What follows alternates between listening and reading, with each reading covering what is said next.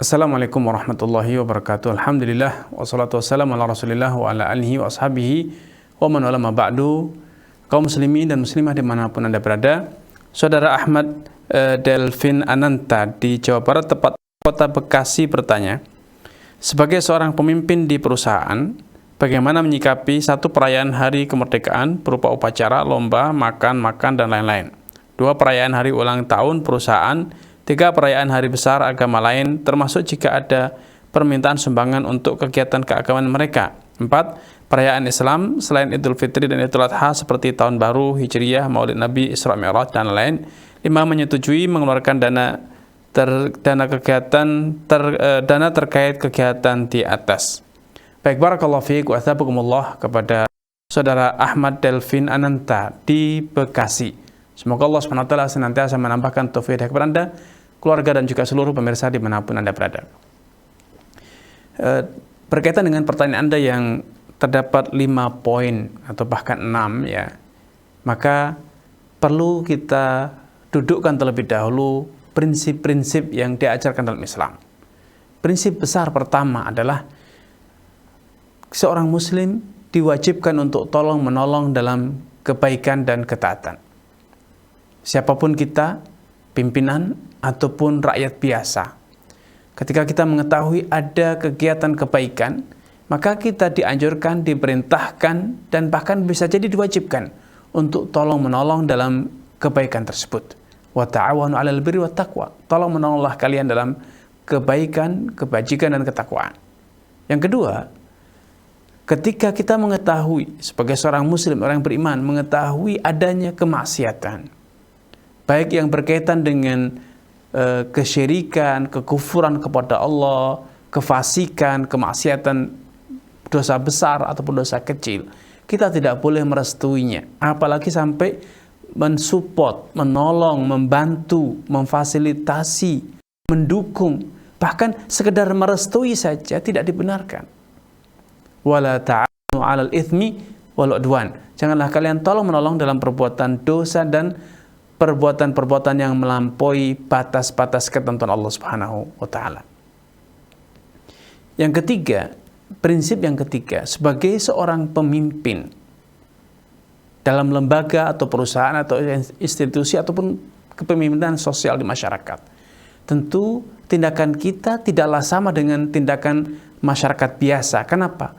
Karena tindakan kita, keputusan kita akan diikuti, menjadi teladan, atau bahkan tindakan kita berupa menerbitkan satu instruksi, keputusan, mengadakan satu kegiatan, itu akan dijalankan oleh sekian banyak orang. Kalau keputusan kita itu benar, maka pahalanya akan kita dapat pula.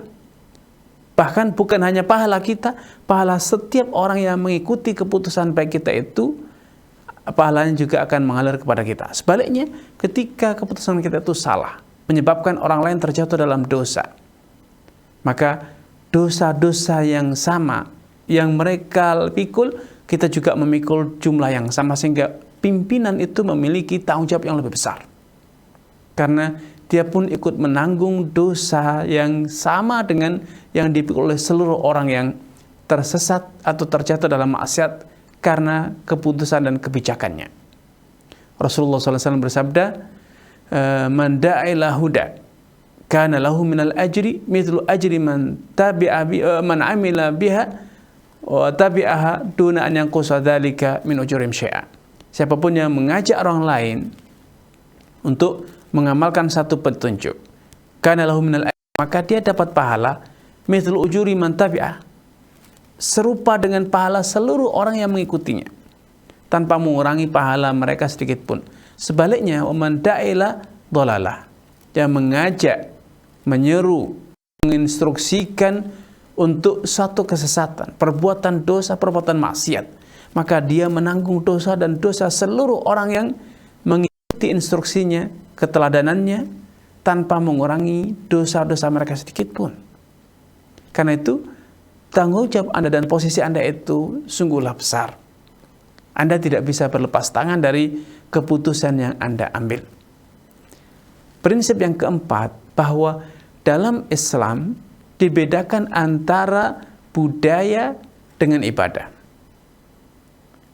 Ibadah, pengagungan suatu hari, memuliakan suatu hari dengan mengerjakan suatu amalan tertentu ataupun meninggalkan amalan tertentu dengan keyakinan bahwa itu adalah hari yang mulia, meyakini itu adalah hari yang spesial. Tentu itu tidaklah patut dilakukan kecuali atas dasar dalil. Karena Allah menciptakan hari, menciptakan waktu, menciptakan makhluk-makhluk yang lainnya, itu hukum asalnya sama. Tidak ada kelebihan. Sehingga ketika kita menganggap ada suatu hari memiliki kelebihan, dan kita sikapi dengan tindakan-tindakan yang menggambarkan akan pemuliaan, pengagungan terhadap hari tersebut, maka ini adalah satu tindakan yang menyimpang. Ini tidak diajarkan dalam tuntunan Islam. Karena sejatinya yang dimuliakan atau yang direndahkan, dianggap itu bermartabat atau tidak bermartabat, itu sejatinya hanyalah sesuai dengan aturan syariat. Maka kita tidak boleh menganggap ada hari yang mulia, hari yang memiliki kelebihan dibanding hari lain, kecuali ada dasar dan petunjuk dari Nabi SAW. Adapun hari atau momentum di mana kita terlahir, di mana kita misalnya diangkat menjadi pejabat, atau kita mendapatkan keuntungan besar, atau melakukan mengalami satu kejadian yang menjadikan adanya perubahan besar dalam hidup kita, itu bukan berarti kemudian menjadi satu momentum. Itu juga tidak cukup sebagai alasan untuk kemudian kita menjadikan hari tersebut hari yang istimewa. Karena di saat yang sama hari tersebut ada orang-orang yang sengsara. Di hari yang sama bisa jadi ada orang-orang yang celaka. Ya, dalam sejarah Islam banyak momentum-momentum istimewa.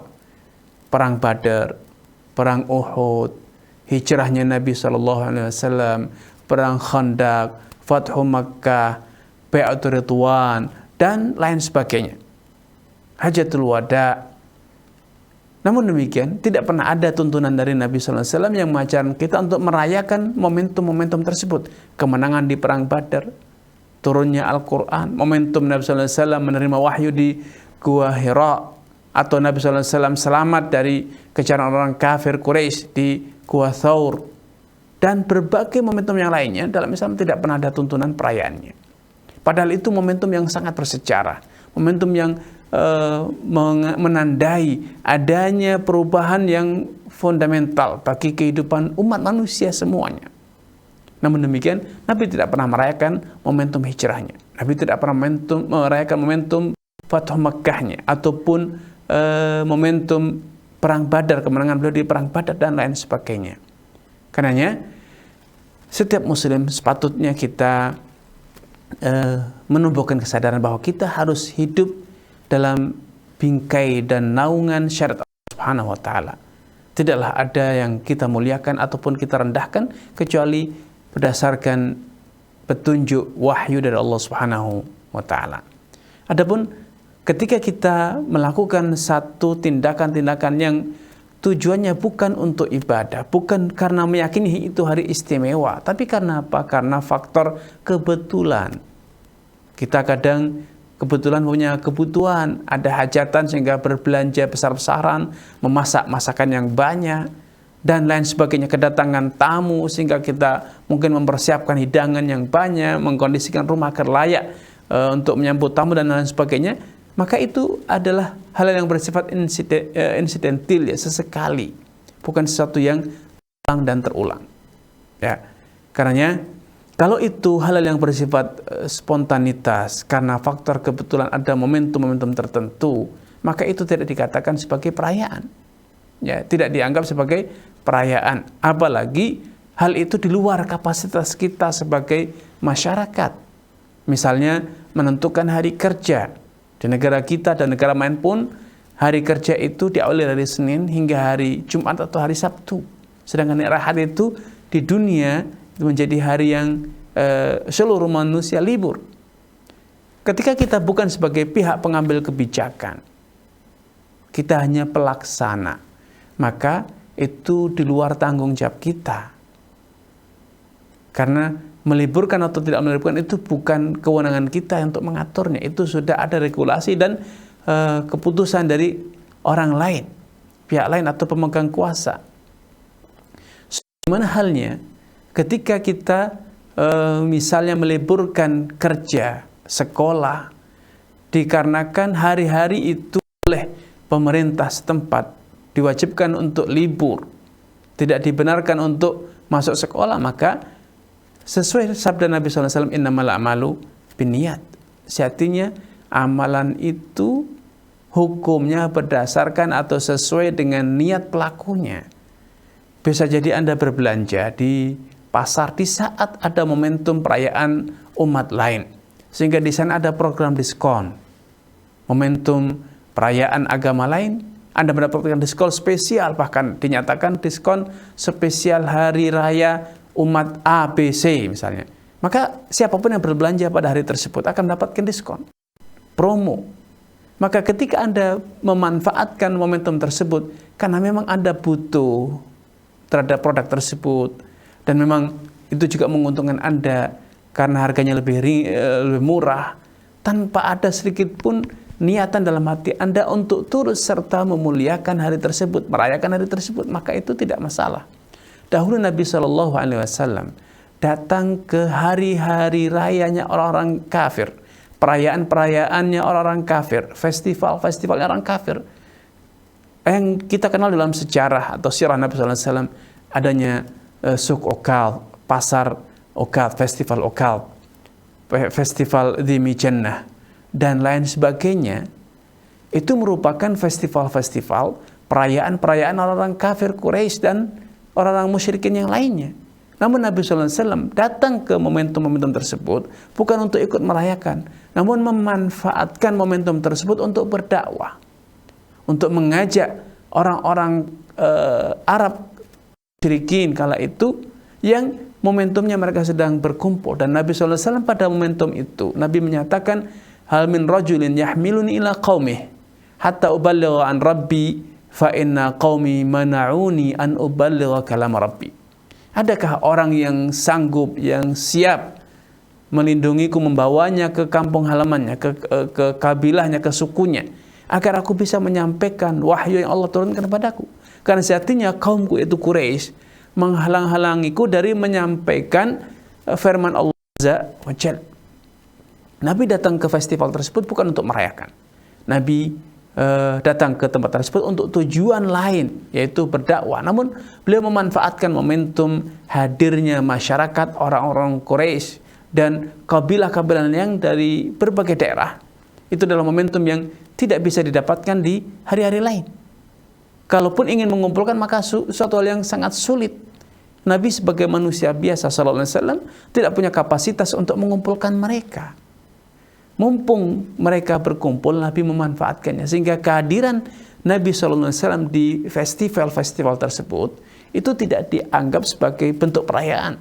Karena apa? Innamal a'malu binniyat. Tindakan manusia, perilaku manusia itu berdasarkan niat masing-masing. Wallahu ta'ala alam.